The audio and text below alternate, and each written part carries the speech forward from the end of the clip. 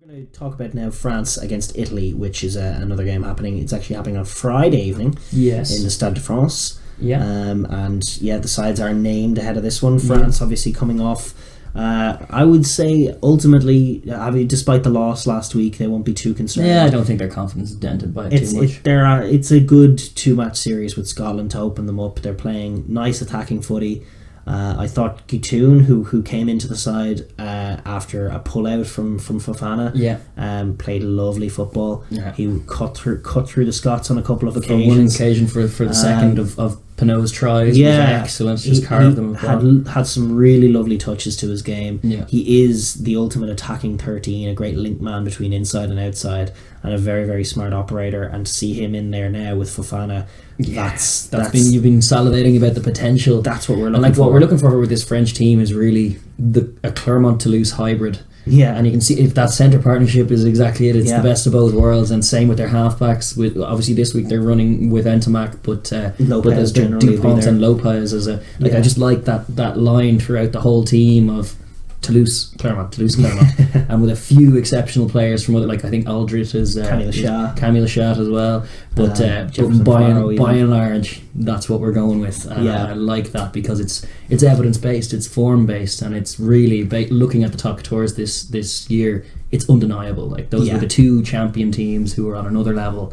And it's right and proper that the France team is reflecting that. Finally, it hasn't been the case for 4 years since the last World Cup, but it seems they're actually picking the right team and playing the right kind of rugby, and that's why it was good both hit-outs against Scotland were good. It's a different but still pretty strong side this week. Obviously Entimac getting the shout at 10 with that great centre partnership, Dupont sticking on at 9 and actually is there as 10 cover as there's well. no 10 on the bench, so Dupont being shifted to 10 is something that they'll be looking to try, because with the 31-man squad in mind, I think they do have that as a third choice he's a proper option for sure. The back row is a little slower. Ficou's getting a go on the wing as the ultimate utility back that he is. That tells me what I read into that is that they're picking a load of centres to target Italy's centres, because Italy's centres tend to be porous. Going to flood the midfield as they did against Scotland, very likely. And they've gone for a different but very hefty pack with Camara and Larry and Pick'em in the back row. Itoria and Taufi Fanua is a huge lock partnership, and that actually is probably their strongest front row of Poirot, Shat and Slimani. Certainly their strongest scrum that they could possibly assemble at all. So I think they're going to be targeting Italy in terms of the scrum up front. They're going to be looking to get a bit of offense going. Obviously Entimac at 10 for me hasn't really convinced. No. But that centre partnership is great. They're probably going to flood that channel full of players. Ficou off his wing. Get some offloading going, and then if they're just winning contacts with that huge pack, it could be a very long night at the Stade de France for the Italians. The Italians are coming off running in 84 points, 85 points against an admittedly a pretty pathetic Russian opposition, but it's still an unprecedented result for Italy. Italy aren't used to 52 points more than the Jersey Reds managed. This is true.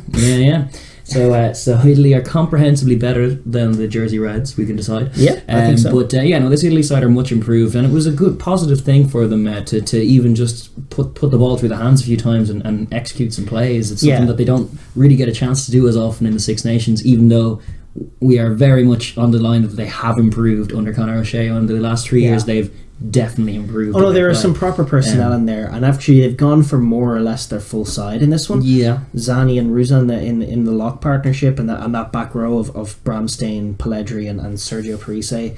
With keeping Negri off the bench. Parise keeping Negri out of a jersey is actually questionable. It is rather on form, but he is still captain fantastic, and he's bringing them to the World Cup, so I can't begrudge it. And the fact that they have that kind of impact in the back row off the bench is also a marked improvement on the other side has been. And Negri is such a physical presence that he does come on and make an impact.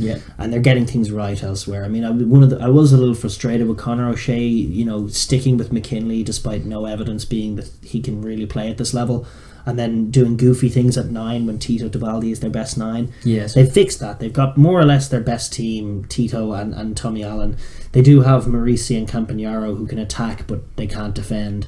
In the centre partnership with a pretty potent back three of Minozzi, Bellini and Hayward. It's as good as they can assemble. They can get plays off. And even on the bench they have Carlo Canna and Benvenuti, who's more of a physical presence in the centre than probably Campanaro, but less of a flair one. So you can change that up if it's all going leaking tries in the midfield. It's just defensively especially. It's not a team that's going to be able to cope with what France bring, especially in the Stade de France. One area that we've been constantly noting, and it's been a recurring theme in the Six Nations, is that you don't even know that their defensive system can't cover or shut things down, because you're not even getting to that point. They're just missing tackles.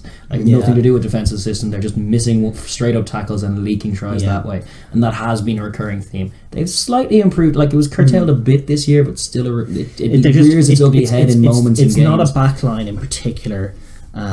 Maybe the solution is to move Pelledri and Bramstein into the centres defensively to help out. But it's certainly not but even with that big French pack, they're going to be sucked in, because they're just going to have to do the work. Narrow. Then the loose forwards get sucked in, and then spread centres flooded with Fiku, Gatun and Fofana all running at them from different angles, and you're like, ugh. And don't you know Maynard will be the guy to get the touchdown? Probably. Or they're all watching all of that. But exactly, and it's just the way that backline is, just height wise and physical wise. Even if they do make their tackles, they're not for winning collisions against just about anybody, and the French just love to offload and they love to run off each other, and they have a very sophisticated mindset in terms of attacking rugby. They can execute plays in the narrowest of space, and I only see this going one way, which is France. Lots of points, in Italy not quite so many. Not points. as many at all. Like judging by that Scotland performance, that was a very impressive way to open their World Cup season, I suppose, into it, and Italy aren't on Scotland's level. And not even on defence. They're not even. And Scotland are pretty porous through the centres as well. Similar weaknesses, but not on. Like Italy are still a lesser side. And I expect France to kind of click and maybe do a bit of a demolition job on them in France. Which is it's exactly what you would expect. It's what the bookies are going to read. It is tried and true, but it is a good hit out for both teams, I think. I think Italy need to start getting into a headspace where they know they're going to be facing the All Blacks and South Africa and not Russia. They're going to put themselves in as good a position as they can to compete in those games, as they have with this team ahead of this game. But personnel wise, they're just not going to be quite at the level at all. It's unfortunate for them. It is a little. But I think we both predict France by lots. France by quite a lot, yes. I'm thinking 30 to 40 points, maybe even 50. Yeah, I'd say 40. I'm hopeful that Italy get a few tries. I was thinking 40 to 20 kind of. Yeah, that could be it. Could be it. It's obviously it's a new backline for France. We haven't seen it. You were calling for Gatun, Fofana in the centres for quite a while. I would hope that they go well. Obviously, it could be tampered somewhat by the service that Ntamack gives. He does stand a little deeper, and he does tend to just sort of have defenders drift off him. But those guys are so potent; they're going to just cause damage.